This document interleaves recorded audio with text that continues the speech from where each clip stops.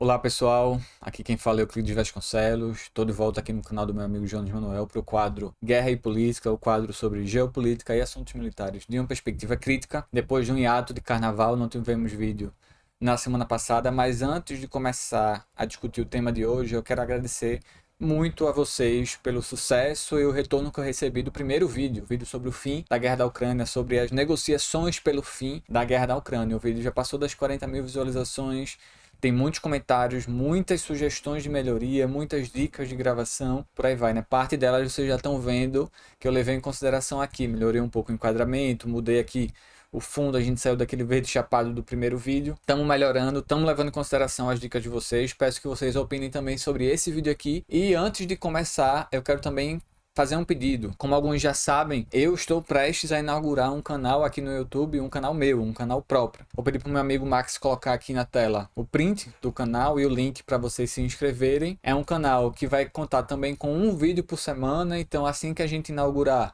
vamos ter vídeos em dose dupla, um aqui no canal de Jones, um no meu canal.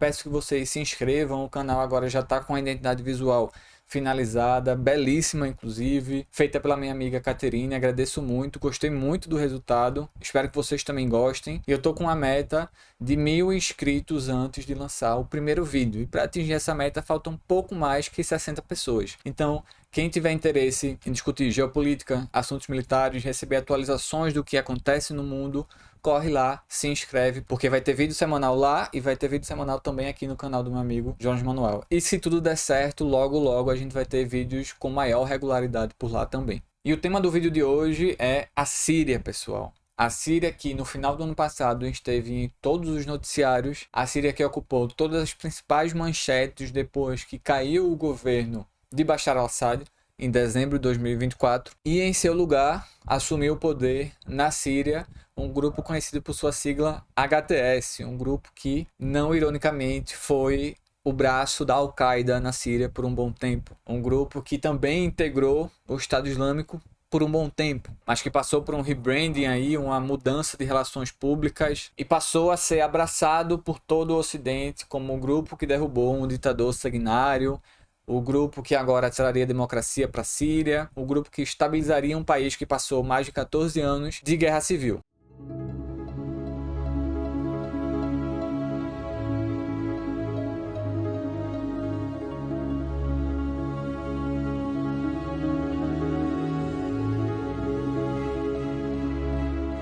Pessoal, antes de a gente discutir a fundo o tema da Síria, eu quero mostrar uma coisa para vocês. Em dezembro do ano passado, mais especificamente no dia 10 de dezembro do ano passado, eu fui convidado a dar uma entrevista no jornal O Povo, no programa ao vivo do jornal O Povo lá do Ceará, justamente sobre a queda de Assad na Síria. Naquele momento, o otimismo nos grandes veículos da imprensa ocidental era indisfarçável. A derrubada de Assad na Síria era um objetivo do Ocidente há bastante tempo. E o governo, no fim das contas, só conseguiu se manter graças ao apoio russo. E caiu também porque a Rússia abriu mão desse apoio lá em dezembro. Naquele momento de otimismo indisfarçado, eu tentei imprimir em todas as minhas entrevistas, as minhas participações, minhas falas sobre o tema, a leitura de que a derrubada de Assad e a ascensão do HDS ao poder não era algo a ser comemorado. Eu quero que vocês vejam esse trecho aqui da entrevista no dia 10 de dezembro lá no jornal O Povo. Com essa situação, o que se configura hoje na Síria, objetivamente, já é o início de uma guerra civil, na minha avaliação,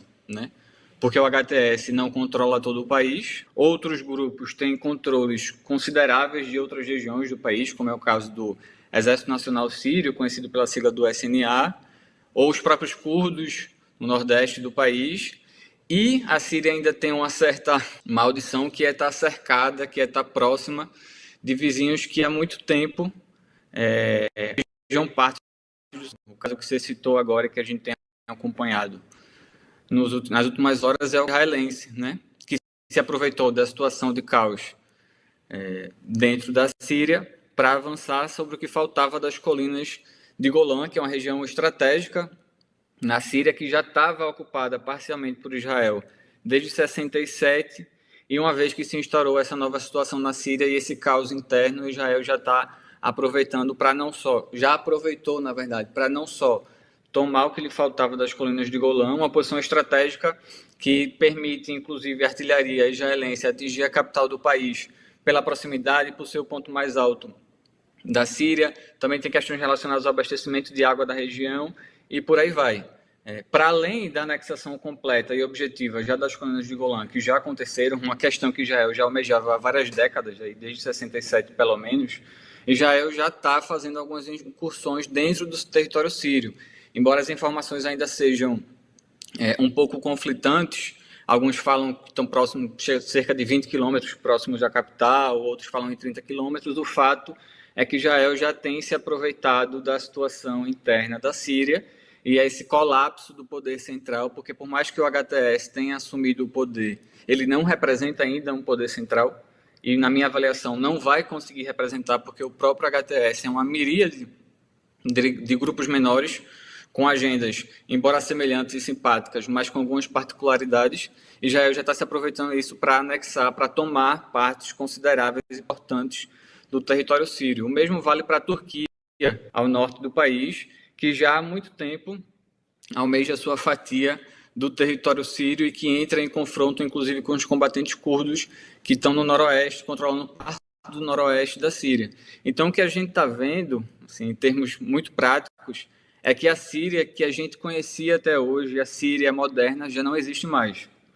O futuro do país é muito sombrio, me lembra muito o que aconteceu com a Líbia, com o fato agravante de que a Síria tem como vizinhos Israel e Turquia, que são países que já estão há muito tempo salivando por partes do seu território. Do povo sírio, inimizades étnicas, nacionais, questões religiosas que existem e são muito presentes, não só na Síria, como em todo o Oriente Médio, têm sido mobilizadas para influenciar esse cenário de caos absoluto. Eu acho que a gente pode resumir a situação da Síria assim hoje.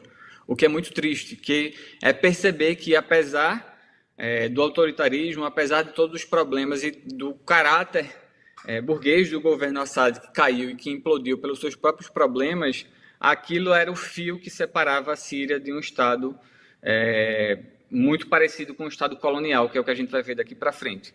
Então, eu, particularmente, sou bem cético em relação a essas aspirações de que o HTS vá se moderar, que questões de liberdades democráticas ou liberdades religiosas sejam respeitadas na Síria. Eu acho que isso não vai acontecer. Inclusive, as perspectivas para minorias religiosas como os cristãos na Síria agora são muito piores do que eram antes. Não tem nenhum resquício de secularismo no HTS, e uma vez que está no controle do país e considerando que outras partes, outras fatias do país estão em disputa, minorias étnicas e religiosas têm um futuro sombrio pela frente. Pessoal, por que é que eu passei esse trecho aqui para vocês observarem? Desde o dia 6 de março, 3 dias atrás, a Síria voltou aos noticiários. É claro, sem a ênfase, sem a importância, sem a atenção e o esforço que a mídia deu à derrubada de Assad. Mas por que a Síria voltou ao noticiário, pessoal? No dia 6 de março foi declarada a criação de um comitê militar para a libertação da Síria. O que é esse comitê? O comitê liderado pelo general Suleiman Dalla, general da 4ª divisão do exército leal a Assad. Liderado por esse general, o comitê militar para a libertação da Síria, esse é o nome do comitê, foi declarado como um comitê que reuniria tropas leais a Assad para lutar contra o novo governo do HTS de maneira mais organizada. Depois do anúncio da criação desse comitê, o governo do HTS, antiga Al-Qaeda da Síria, lançou uma ofensiva contra as regiões de minoria alauíta. Pessoal, os alauítas são uma minoria religiosa xiita na Síria, do ramo xiita do islamismo, enquanto o governo do HTS, que derrubou o governo Assad, é da vertente sunita do islamismo. O governo Assad e a própria família Assad era dessa minoria alauíta, né, desse ramo xiita do islamismo. Essa população, essa minoria étnica e religiosa, ela se localiza principalmente no oeste da Síria. E agora eu vou pedir para Max colocar aí na tela para vocês um mapa da situação na Síria no imediato pré-queda do governo Assad. Esse mapa foi elaborado pelo professor e geógrafo Tito Lívio Barcelos, meu professor, inclusive, na especialização que eu estou fazendo agora. E esse mapa é muito bom para a gente entender a divisão no terreno sírio, né? A Síria passou por 14 anos de guerra civil e esse mapa que vocês estão vendo agora aí na tela,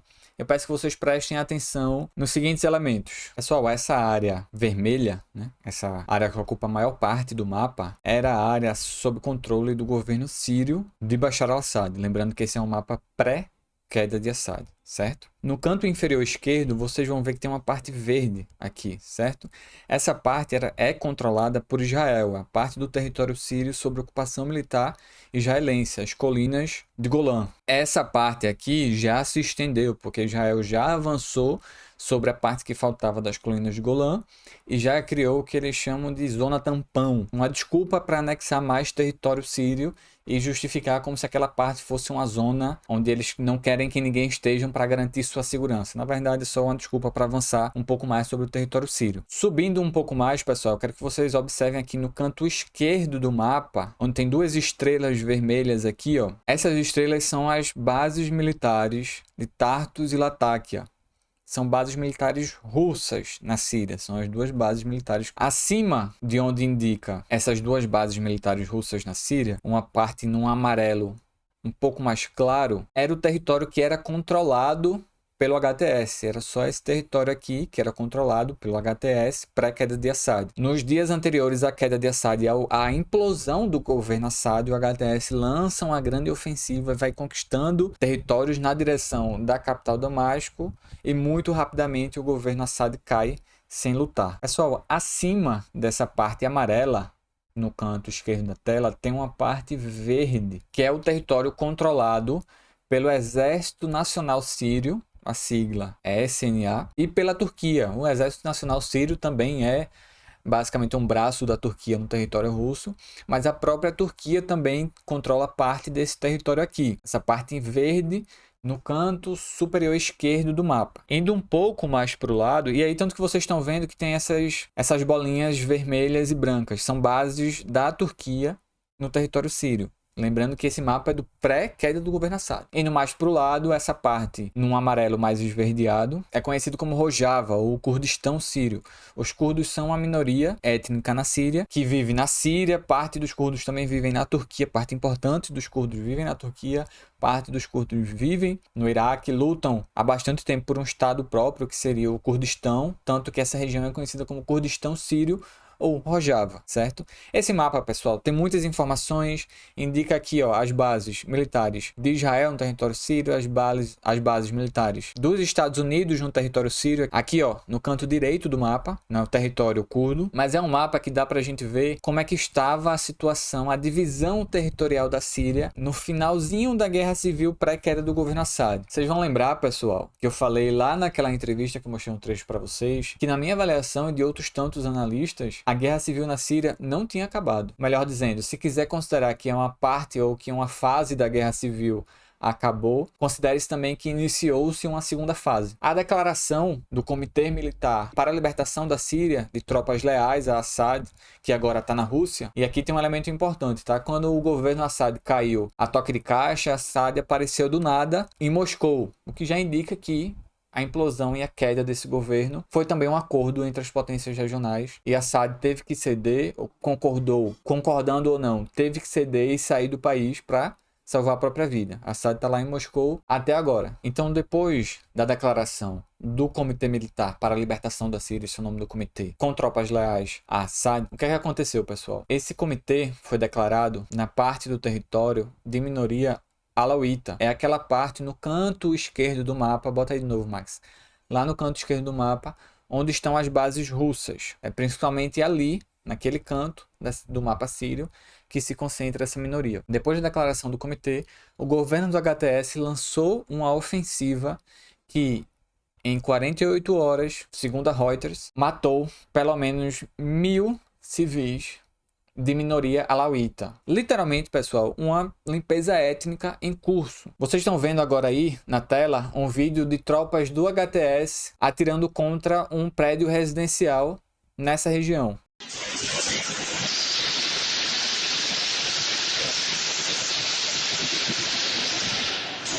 Essa é a imagem mais leve desse pogrom do novo governo sírio contra a minoria alauíta. Tem outros vídeos muito mais pesados, vídeos de execuções de crianças, vídeos de execuções de civis. Tem inclusive um vídeo, esses vídeos eu não vou passar aqui para vocês, é óbvio, porque o vídeo pode cair, porque são vídeos muito pesados. Se alguém quiser ver, basta fazer uma pesquisa rápida na internet ou lá no Twitter, a rede da saúde mental, que tem tudo isso, aparece lá. Mas tem uma imagem que eu quero que vocês vejam, que é uma imagem que mostra tropas do atual governo sírio com patches. Patches são aqueles símbolos, aqueles pedaços de tecido que eles colocam nos uniformes que tem bandeiras, que tem insígnias. A galera do metal gosta muito disso também, né? Faz aquele colete cheio de patch das bandas e por aí vai. Mas é muito comum em uniformes militares, com patches do Estado Islâmico. Tá aí na tela para vocês. E pessoal, isso não é inclusive nenhuma novidade, tá? Depois que o Estado Islâmico foi efetivamente derrotado, ou melhor dizendo, o seu grande projeto na Síria foi efetivamente derrotado, o Estado Islâmico não desapareceu. Os antigos combatentes do Estado Islâmico passaram a servir a outras forças, a outros grupos. O próprio HTS, por um bom tempo, foi parte do Estado Islâmico. E esses antigos combatentes do Estado Islâmico ou foram para outros países da região integrar outros exércitos, ou continuam na Síria agora sob a bandeira do HTS, agora sob a nova bandeira síria, já que o HTS é parte do governo. Isso que a gente está vendo agora, pessoal, é basicamente o novo governo sírio mostrando a que veio, né? Apesar de todo o otimismo do Ocidente com a queda de Assad, toda a propaganda de que o governo agora, ou que o HTS agora estava se moderando, estava deixando para trás o seu passado terrorista. Tem até um meme muito bom, esse eu vou pedir para o Max colocar na tela, que é a liderança do HTS que derrubou o governo Assad, o Al-Jolani, falando numa entrevista, claro, isso é um meme, ele não falou isso, falando assim: vamos deixar para trás o meu passado terrorista, vamos agora falar do meu futuro terrorista. Claro, ele não deu essa declaração, mas ela é bem sintomática e descreve muito bem o novo cenário sírio. Quem escreveu uma boa análise sobre o novo cenário sírio depois dessa nova onda de violência foi Guga Chakra, na sua coluna no jornal O Globo, vai aparecer aí na tela, escreveu um texto sobre a perseguição a minorias étnicas e religiosas na Síria por parte do novo governo.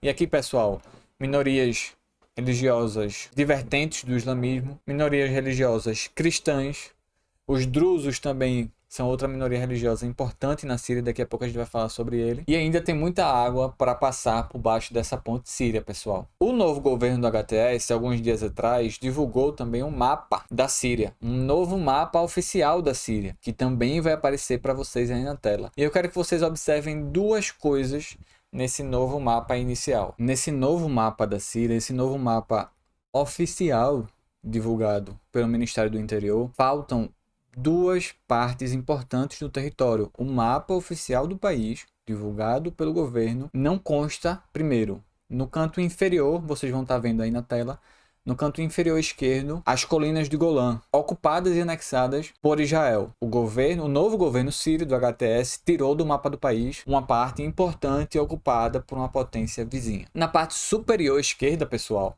uma área ainda maior foi ocultada do novo mapa da Síria.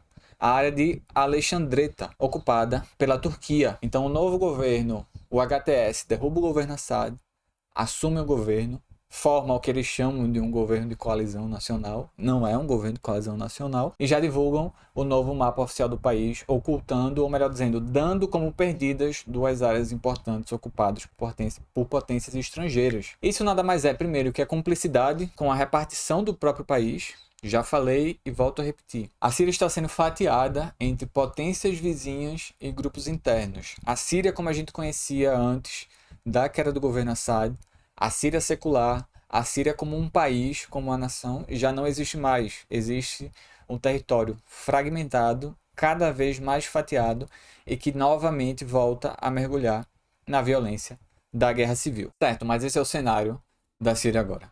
Depois dessa onda de otimismo do Ocidente com a derrubada de Assad, a Síria volta a viver a violência da guerra civil, que nunca parou, na verdade, né? Que nunca cessou, apenas entrou num estado latente. Pessoal, a tendência é que nos próximos meses essa repartição, a palavra é essa, a repartição do território sírio se aprofunde. Israel já dá sinais de querer avançar ainda mais sobre o território sírio, usando como desculpa a proteção, entre bastante aspas, que Israel não protege ninguém, senão si mesmo, da minoria drusa na Síria. Autoridades do governo israelense já têm dado repetidas declarações preocupadas com a situação dos drusos na Síria, que de fato estão submetidos ou estão expostos à violência étnica e religiosa, mas que essas declarações nada mais são do que uma dissimulação, uma justificativa, uma narrativa, para usar uma palavra que muita gente gosta, para justificar um avanço ainda maior israelense no território sírio.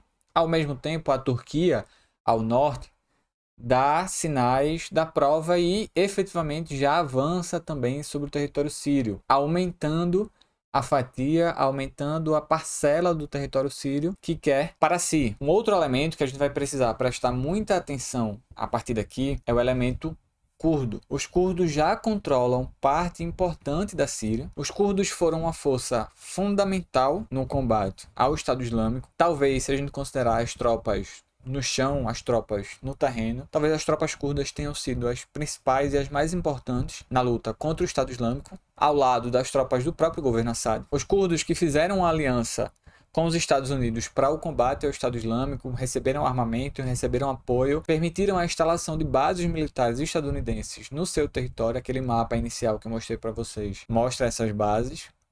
Embora agora o apoio estadunidense tenha diminuído, mas as bases continuam lá. Mas porque eu digo que a gente vai ter que prestar muita atenção a partir de agora. Há poucos dias atrás, o comandante-em-chefe do exército curdo na Síria, o general Abdi, que está aparecendo aí na tela para vocês, deu uma entrevista para a CNN e quando foi perguntado sobre a possibilidade de uma aliança entre os curdos e Israel, o general respondeu que a proteção israelense, as conquistas curdas na Síria é muito bem-vinda. Essa é uma declaração perigosa, essa é uma declaração preocupante e que muito mais que um erro no momento já indica alguma aproximação de bastidores entre os curdos sírios e Israel. Essa declaração do comandante-em-chefe do exército curdo na Síria foi muito bem recebida em Israel.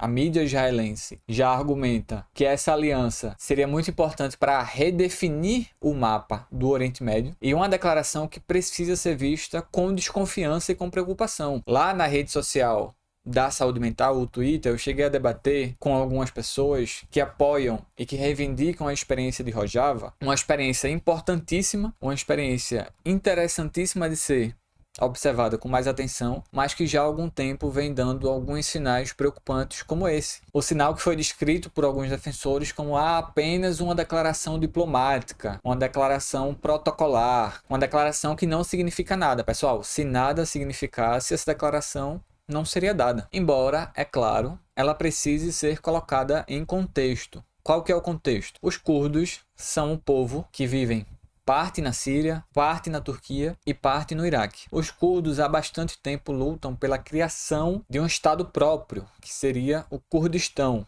Os curdos da Turquia, da Síria e do Iraque seriam englobados por esse novo estado, essa nova nação, ali englobando partes do território desses três países que eu falei para vocês. A principal representação político-militar dos curdos é o PKK, o Partido dos Trabalhadores do Kurdistão. Esse é um partido turco, cuja principal liderança é o seu secretário-geral, Öcalan.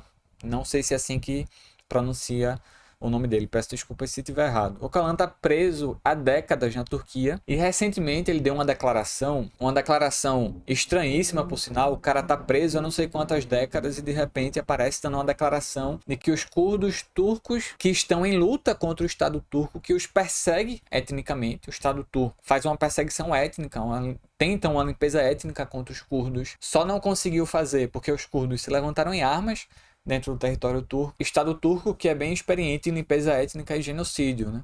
Os armênios que o digam, lá no Império Otomano. E a declaração do secretário-geral do PKK convocava o partido a baixar as armas e abandonar a luta contra o Estado turco. Abandonar a luta militar, a luta armada. E passaria, segundo a declaração, a uma luta dentro dos limites democráticos, porque o tempo mudou, porque a realidade é outra.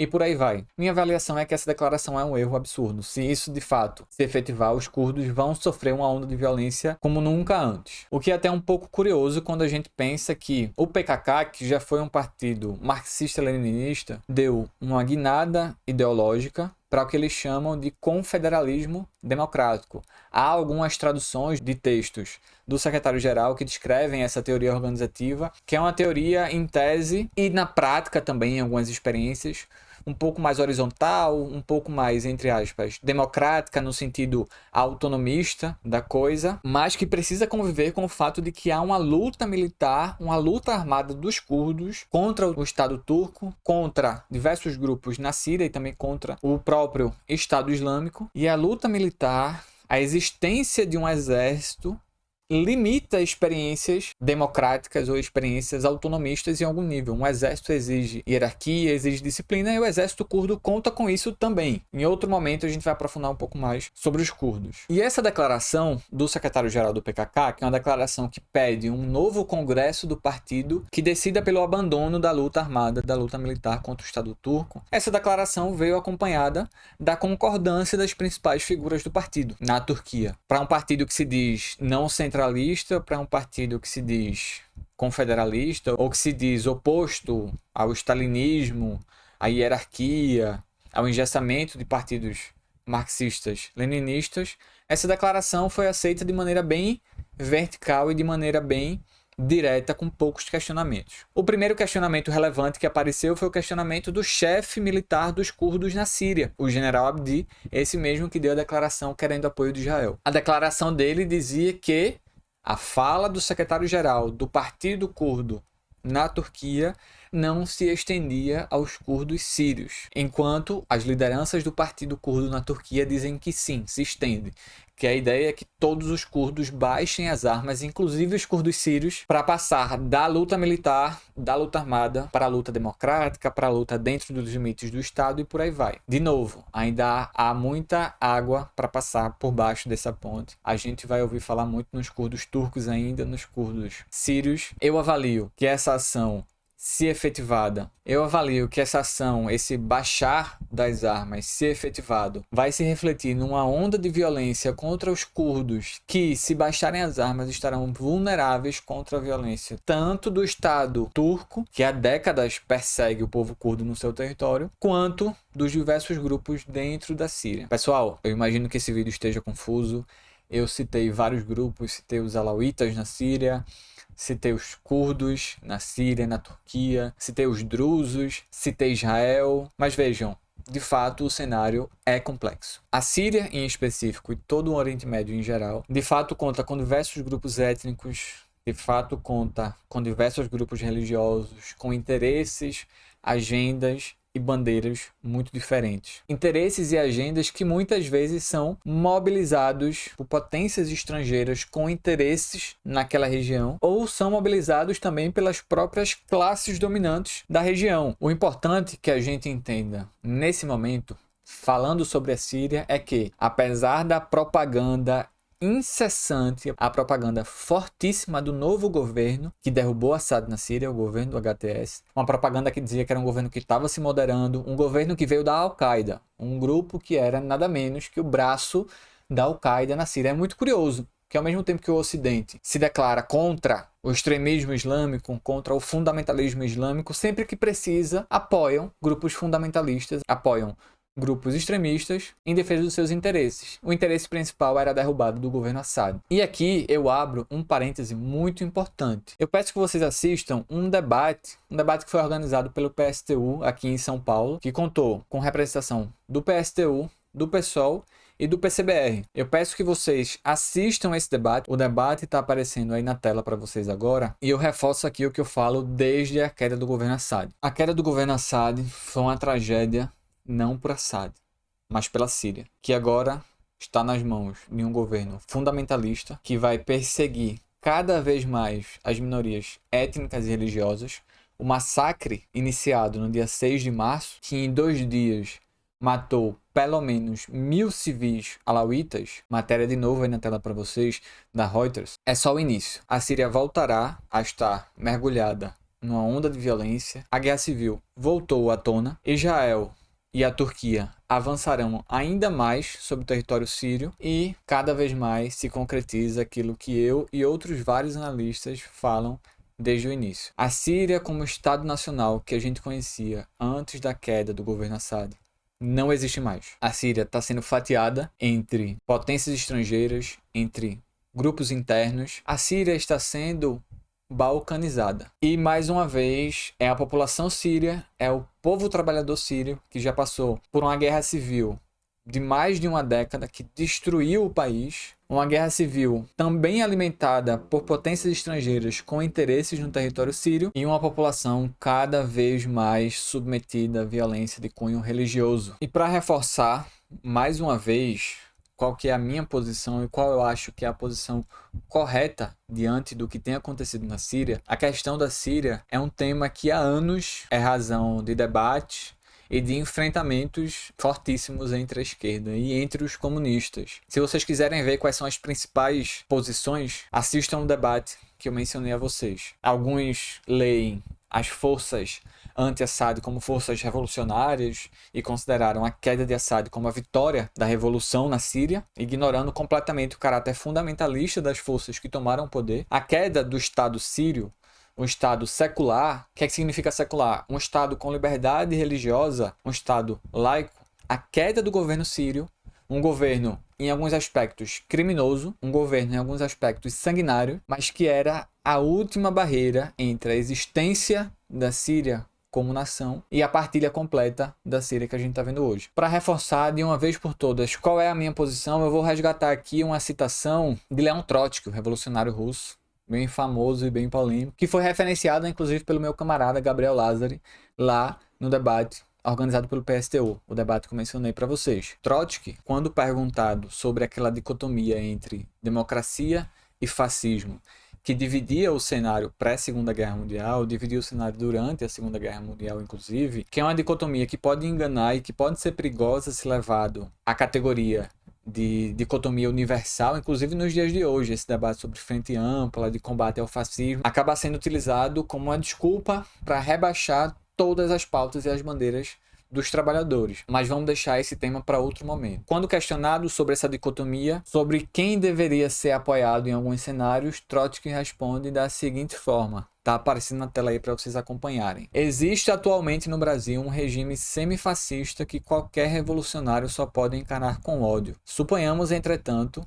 que amanhã a Inglaterra entre em conflito militar com o Brasil. O regime semifascista que ele está falando é o Estado Novo de Getúlio Vargas. Eu pergunto a você de que lado do conflito estará a classe operária. Eu responderia, nesse caso eu estaria do lado do Brasil fascista, ele coloca aspas aqui, contra a Inglaterra democrática. Por quê? Porque o conflito entre os dois países não será uma questão de democracia ou fascismo. Se a Inglaterra triunfasse, ela colocaria outro fascista no Rio de Janeiro e fortaleceria o controle sobre o Brasil. No caso contrário, se o Brasil triunfasse, isso daria um poderoso impulso à consciência nacional e democrática do país e levaria à derrubada da ditadura de Vargas. Olha só. A derrota da Inglaterra, ao mesmo tempo, representaria um duro golpe para o imperialismo britânico e daria um grande impulso ao movimento revolucionário do proletariado inglês. É preciso não ter nada na cabeça para reduzir os antagonismos mundiais e os conflitos militares à luta entre o fascismo e a democracia. Eu diria que hoje em dia é preciso não ter nada na cabeça para dividir tudo o que acontece na geopolítica mundial. Há uma luta entre democracia e ditaduras, né? Hoje em dia tem muita gente que adora falar isso. É o eixo do mal. A Rússia, a China, o Irã são ditaduras contra o Ocidente, que é democrático. Quem vive aqui no Ocidente de maneira subalterna sabe muito bem o que é a democracia ocidental. Vamos lá. É preciso não ter nada na cabeça para reduzir os antagonismos mundiais e os conflitos militares à luta entre o fascismo e a democracia. É preciso saber distinguir os exploradores, os escravagistas e os ladrões por trás de qualquer máscara que eles utilizem. Então é isso, pessoal. Ficamos aqui por hoje. Espero que tenham gostado do vídeo. Deem suas opiniões, suas sugestões, suas críticas. Indiquem temas que vocês gostariam de ver aqui no nosso quadro. E a Síria certamente vai aparecer outras vezes, porque o futuro do país é bem sombrio. Vai aparecer tanto no meu quadro aqui no canal de Jones Manuel, quanto